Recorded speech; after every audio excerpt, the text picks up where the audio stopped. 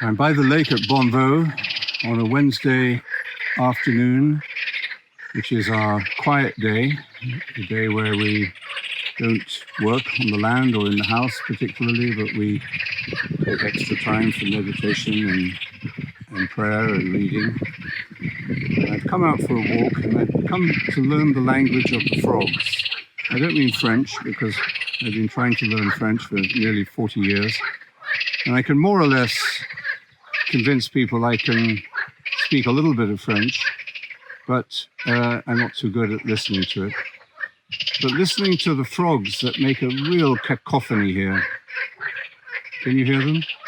A real cacophony during the morning and evenings, all the way through the night sometimes. I'm convinced they're speaking a language to each other. I don't know what they're saying, whether it's very interesting. But it made me think about language, how important it is that we are able to articulate as much as we can what we're feeling, what we're thinking, what we feel intuitions about. And during this time of crisis, where communication becomes so important because there's less activity, we need to, and many people are, really thinking about how we communicate and enjoying the art of communication continuously. So we need to find languages that unite us as a human family. One of those languages is love, of course. We all recognize when people are in love, it delights us. And we are touched and moved by the love of parents for their children and children for each other and so on.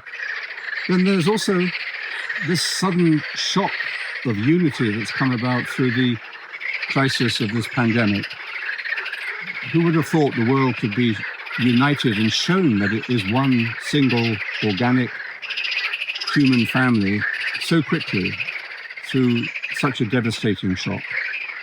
But maybe something will come out of this, reminding us of the importance of universal languages.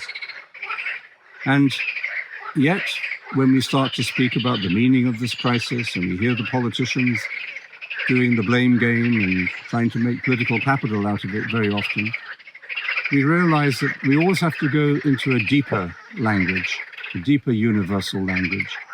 And that, I think, is what meditation is. The silence that is the universal language of humanity. And that is a language we have to learn.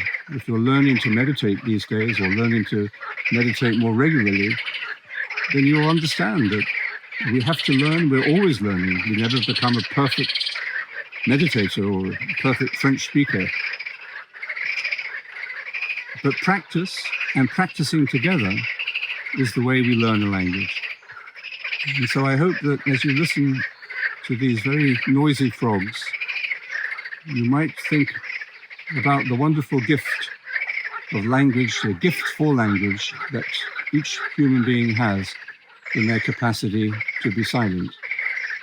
And let's hope that each time we come to meditate, we will know that we are speaking wordlessly, without images, without thoughts.